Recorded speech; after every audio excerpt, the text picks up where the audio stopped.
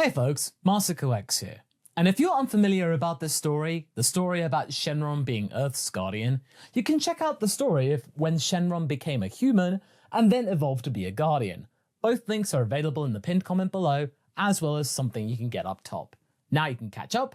Let's continue with the story of Shenron if he were Earth's guardian instead of Kami. Semi-perfect Cell was glaring at Son Gohan with blind, helpless hatred. This runt had taken away everything he worked for, and now the fury was slowly being replaced with fear. It was how calm his opponent was, no longer afraid, not even furious, just cold and calculating. In a quick move, he gathered the entire spite he had within him and grew to an enormous size. Well, what is that? Am I supposed to be intimidated? This is the prey behavior in nature growing large and pumped. The boy was slightly surprised by the action, but still felt like he was in control of the situation. Oh no, Gohan. This is my final gift for all of you. If you have taken away from everything from me, well, I'm going to take everything from you with me. You may think about me in this category of being like a bomb. Cell chuckled. Then I'll just have to get rid of you faster. The boy narrowed his gaze. But if you do it and rupture my body, then boom! Even the smallest damage can set me off. Enjoy your loss, kiddo. No, that's impossible. You can't do that! Gohan gritted his teeth. Oh, can't I? You took my protection from me, stupid runt. I'm going to take everything you love in one magnificent explosion. The boy looked to the sky as if he were looking for help. It can't be true, can it? No, but I fought so hard. Don't call for your imprinted deity, boy. He won't be able to do a thing.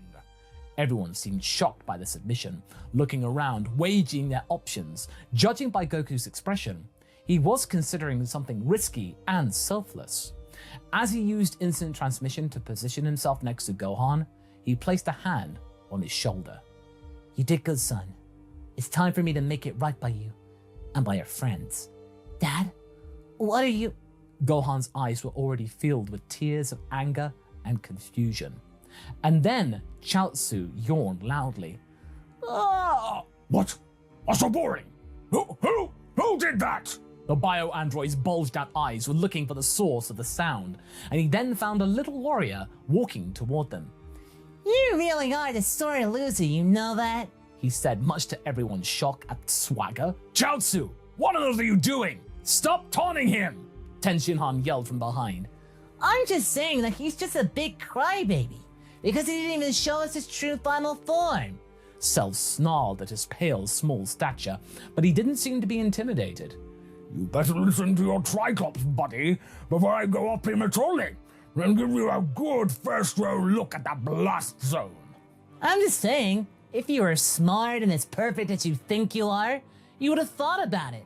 Also, I think you might be bluffing. I really expected you to keep it a surprise to tap into this power. But alas, no. Maybe you really are dumb after all. Stop taunting him, you fool! Vegeta yelled. Cell's face, though, seemed puzzled. What was this thing's game?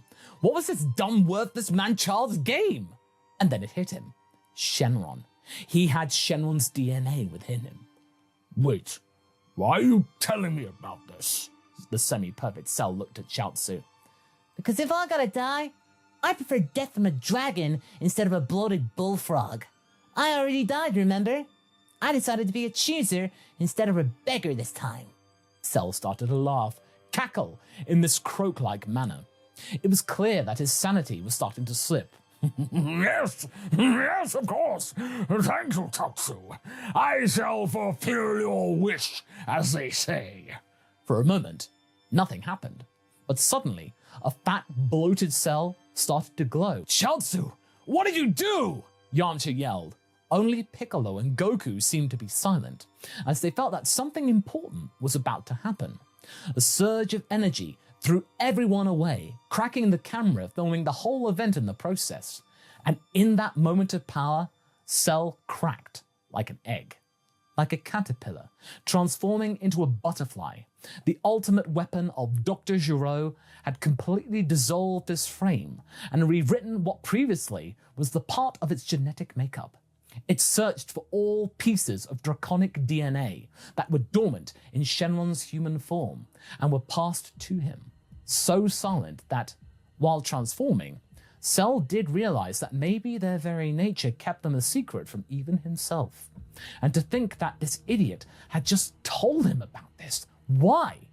As his old frame started to crack like a dried out chrysalis, a green light could be seen. What came out was no longer resembling his previous form. In fact, it was no longer humanoid. The body was enormous and elongated, just like in the case of Shenron, but it was something between reptile and dragonfly. The 4 massive insect wings were keeping the creature in the air, and its head was adorned with horns, roughly resembling the crown that was previously on Cell's head. The eyes were glowing and red, and the sky had turned black and stormy, but it was not nearly as peaceful as what was usually seen when either Shenron or Porunga was summoned. This was the birth of a malevolent deity, a deity that was enjoying every moment of this. The beast laughed in a booming voice. Oh, thank you, Chaozu. I want to really thank you for that. I thought everything was gone, but now look at me! Who needs perfection when you have true eternity? I am the eternal dragon. Chaozu, what did you do? Yamcha repeated. A beam of light shot out the dragon cell's mouth, causing the fighters to back off.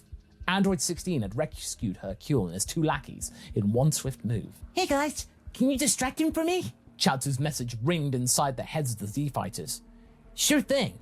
Let's get on with Shenron's plan. Goku answered, and charged upon the monstrosity as an annoying fly. Gohan and Piccolo followed him soon after, with Vegeta and Trunks joining in as well. Soon, the humans were also starting to circle around the entity, which was still getting used to its new shape. It tickles me. You are dust compared to my new form. This time, it was Cell who started to toy with his food in an almost childlike glee. The size and elegance of this form was something wondrous to behold for himself, but still, he did allow himself to go after some primal instincts, almost chomping Yamcha before Krillin managed to blind him temporarily.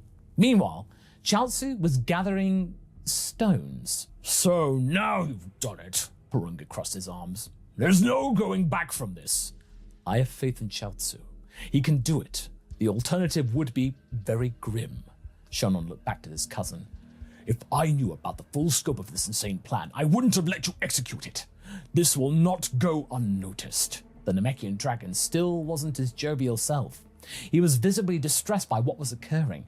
This plan was turning worse and worse by the second. We will deal with the consequences once it is all done. Mr. Popo and I, that is. You are not involved in any of this. I don't think any consequences will be taken against you.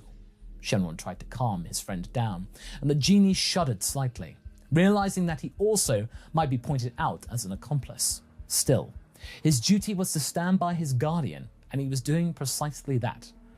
I give you that. You have huge faith in them, Porunga sighed.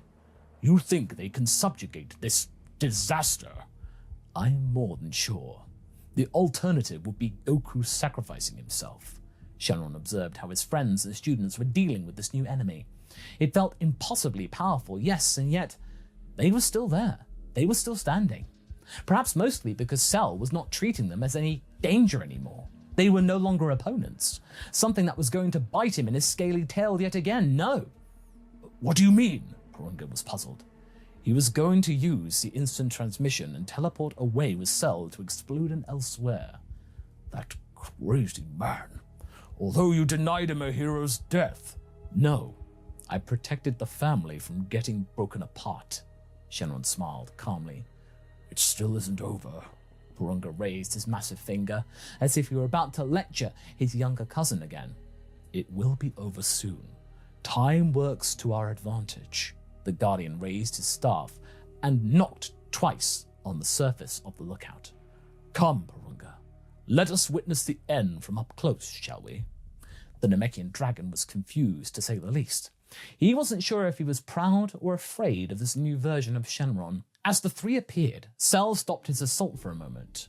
Oh, who finally came to witness my ascension? You are too late, Shenron.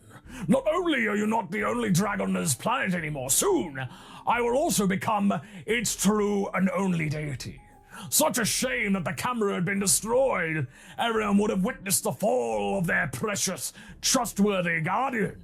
That was a short tenure, wouldn't you say? Enjoying the power, I see. I admit. With your unique makeup, you are not limited by the rules I or my cousin over here are. The rules of power. Get back to your lookout now! Piccolo snarled. So, you admit my superiority, even you. Yes, this is a wholly new experience. Wonderful and mesmerizing. Cell was radiating in the sky, terrifying and majestic. But you know about our other rules of discourse? Shenron smiled calmly. There are no rules. No rules for the ultimate life form. Oh, that's where you're wrong. You see, the Dragonballs are what keeps us, dragons, here in this world. Obviously, we were able to make ourselves those forms because someone wished for it.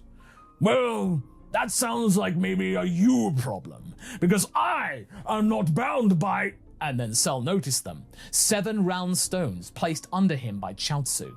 It felt like the highest offense. What do you think you are doing? The dragon blasted at the little warrior who had just shown him a finger. And, the one you don't usually show to decent people. Chaozu! Tien roared, but the blast did not connect. As the best friend of the Triclops raised his hands, the energy of Cell's breath dispersed through the stones, which immediately changed their look. They became dark green orbs with red stars inside. What have you done to me? Cell roared. So, I'm your guardian now, huh? How you like that?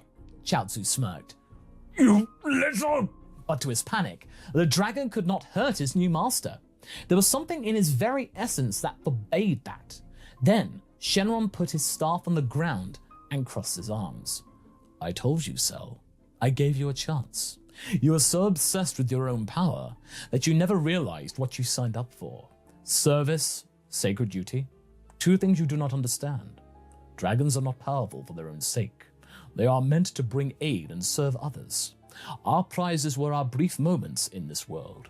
No, you cannot do that to me. I will kill you all. It doesn't matter if you want that or not. You will serve. It's over, Shenron smiled. As the new dragon started to charge up an attack, Chaozu clears his throat. So, I wish for you to never be able to hurt anyone again, he exclaimed. The breath extinguished. The dragon's eyes started to glow. Your wish is my commandment. No! I'm not super strong, so I think you know what comes next. Cell looked at Chaozu with all the hatred he could muster. That he felt something sending him away, pushed him from this realm into the blinding warmness. He tried to roar as he felt his power being split between 7 objects that were leaving his reach and vision. He was being cast asunder. Cell's anger subsided as he got pushed inside the Earth's core. The realm would have burnt anything that wasn't a dragon. Right now, it was unoccupied. Plans of revenge and hatred tried to claw out through his head. But in this state, they were merely an echo of his new existence. Time slowly stopped mattering. He was no longer bound by it. It was but another chrysalis that he shedded. In his plan to become the ultimate life form, Cell had achieved more than he had bargained for, but for now, he was forced to sleep. And the dreams he received were those of duty, loyalty, and sacrifice. At the end of this path, his phenomenal cosmic power had been crammed inside this warm, itty-bitty living space. Whatever would wake up next time, he would no longer be called Cell like he once was. Such was the price of this power. Everyone was left stunned and the sky was clear. Cell was gone, and so were the green Dragon Balls. Is it over? Did we win? Gohan asked. For now we did. Shenron smiled and patted the boy on the shoulder. Exemplary work, Gohan. Chaozu, the smallest of the warriors, gave him a huge thumbs up. But still, we have a lot of work to do. He looked over at his disciples.